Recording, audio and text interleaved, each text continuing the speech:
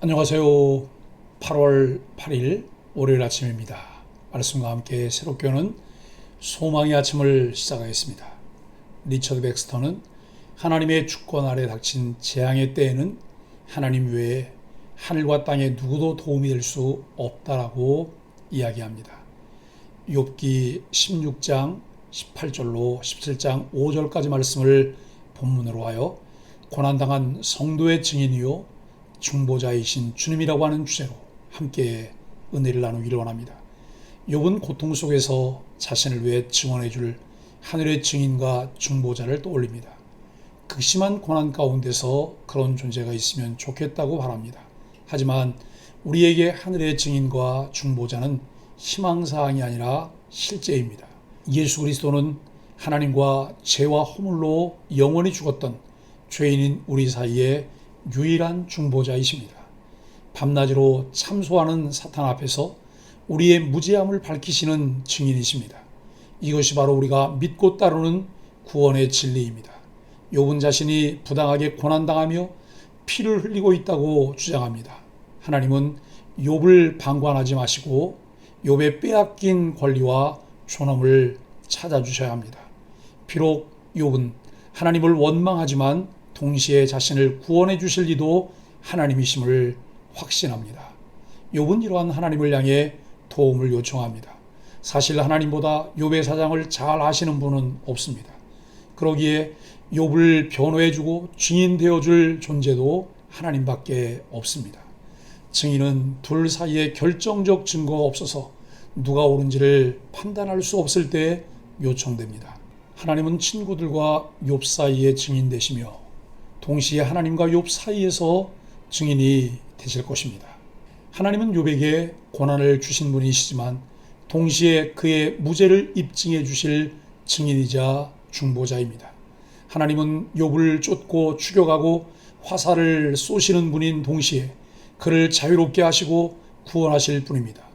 욥은 단순히 중보자 개념을 넘어 하나님께 대항하는 하나님으로 논지를 전개해 갑니다. 하나님께 대항할 수 있는 분은 하나님 위에 없기 때문입니다. 이 모순된 표현은 욥이 얼마나 간절히 하나님을 찾았는지를 보여줍니다. 욥은 친구들의 조롱과 배신을 더 참을 수는 없습니다. 이 모든 것은 결국 하나님이 욥을 부당하게 대우하셨기 때문입니다.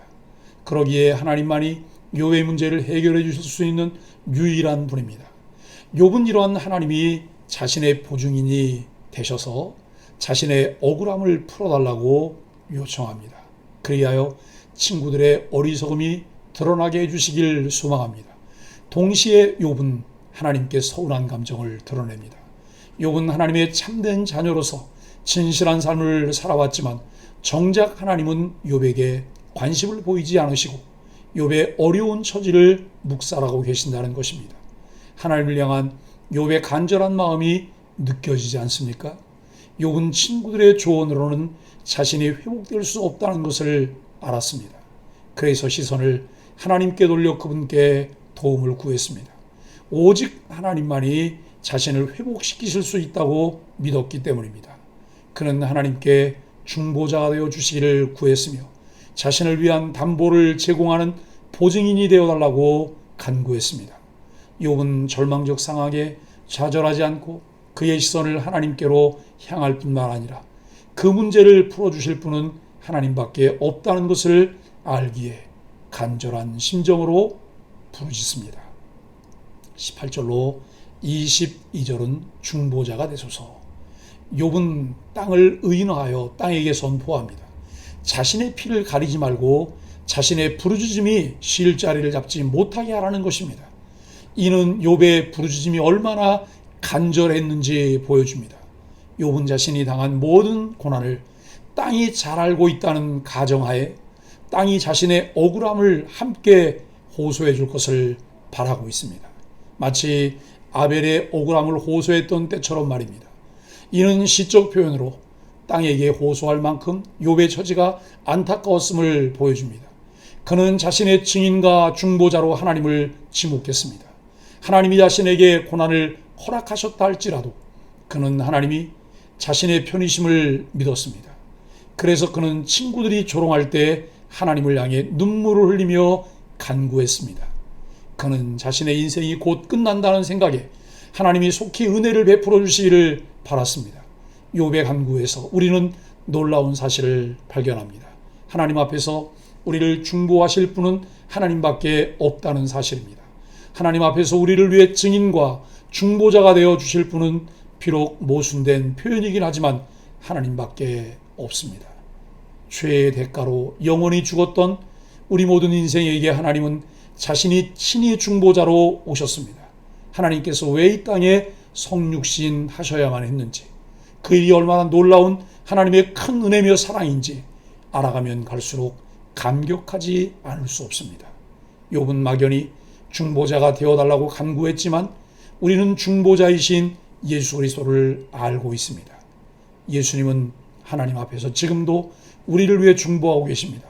그러므로 우리는 세상을 향해 도움을 구할 것이 아니라 우리의 중보자이신 예수님을 찾아야 합니다.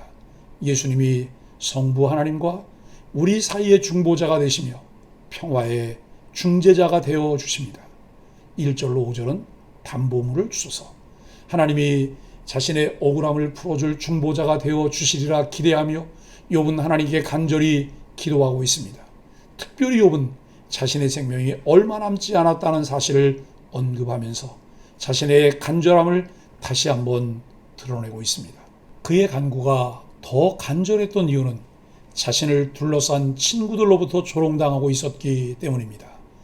욥의 친구들은 고난 속에 있는 욥을 정죄하며 회개를 강요했습니다.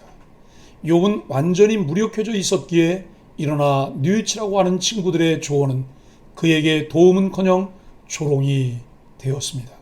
세 친구는 저마다 자신의 지혜와 지식에 자부심을 갖고 있었지만 실상 그들은 어리석고 무지하며 무자비한 이들이었습니다.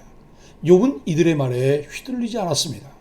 자신의 인생이 얼마 남지 않았다는 생각에 그의 간구는 더욱 간절해졌습니다. 욥은 하나님께 매우 구체적으로 기도했습니다. 그는 하나님께 담보물을 달라고 했습니다. 앞서 하나님께 중보자가 되어주실 것을 간구했던 욥이 여기서는 하나님이 친히 보증인이 되어 담보물을 주실 것을 요구하고 있습니다. 욥에게는 그의 모든 연약함을 대신 감당해 줄 보증인이 필요했습니다. 또 보증인이신 하나님이 제공할 담보물이 필요했습니다. 이처럼 우리는 고난 속에 있을 때 하나님만 찾아야 합니다. 사랑하는 소망의 가족 여러분, 하나님은 우리의 억울한 상황을 아시며 문제를 해결해 주실 수 있는 전능하신 분입니다. 모든 상황 가운데 우리가 하나님을 의지한다면 우리를 사랑하시는 하나님을 더 깊이 알아가게 됩니다. 그리고 그분의 구원으로 인해 마침내 독수리같이 힘차게 비상하게 됩니다. 욥의 간절한 기도 속에서 하나님이 우리에게 은혜로 베풀어 주신 놀라운 복을 확인할 수 있습니다. 그 복은 다른 무엇이 아닌 예수 그리스도입니다. 예수님만이 우리의 중보자, 보증인이 되어주십니다. 어제나 오늘이나 영원토록 동일하신 예수 그리스도를 믿고 의지하며 늘 기쁨과 즐거움으로 신앙생활 하기를 예수 그리스도 이름으로 간절히 축복합니다. 함께 기도하겠습니다. 우리를 둘러싼 상황과 사람들로 하루하루가 숨막히게 느껴져도 우리 인생의 영원한 보증 되시는 주님만 붙들게 하여 주옵소서. 주님이 비난과 조롱의 수모를 기꺼이 견디며 가신 길을 되새깁니다. 모든 것을 아시고 변호해 주시는 주님이 계시니 두려움을 떨치고 다시 새 걸음을 내딛게 하여 주옵소서. 예수님의 이름으로 간절히 기도합니다. 아멘.